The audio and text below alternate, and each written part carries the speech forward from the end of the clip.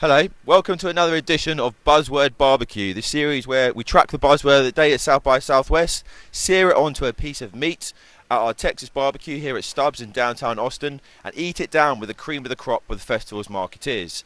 I'm joined here today by Nigel from the IPA. Thanks for being with us, Nigel. My pleasure, Paul. Good to see you. Now listen, you've been coming to South by for about 5 years now. How have you seen the festival change? I mean, the first thing is scale, so it's got significantly larger. But the great thing about South by is it reinvents itself every year. The fresh kinds of content it's got just rejuvenates it every time. So always excited to be here. Lots of interesting content, bionics, artificial intelligence, all sorts of fantastic drone-related matters. So yeah, it's a fascinating time.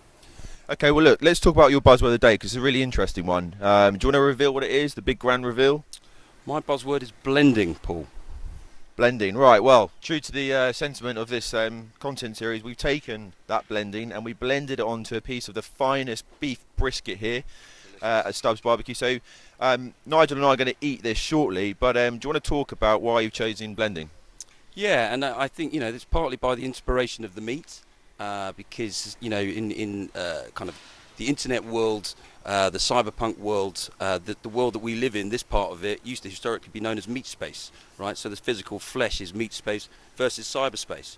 And actually, one of the key themes about blending, and this has been taking place for a number of years, is that is no longer the case. We no longer have that separation of real life or meat space and online or cyberspace. The two are intrinsically blended together because of the ubiquitousness of our access to the internet through connectivity and computing via smartphones and all the other devices, and indeed the next generation where it's going to become even more blended together with wearables. Well, I think that's a worthy buzzword, and I don't know about you, but I'm pretty hungry. So I think we should go and eat this down. But Nigel from the IPA, thank you very much. Thanks, Paul.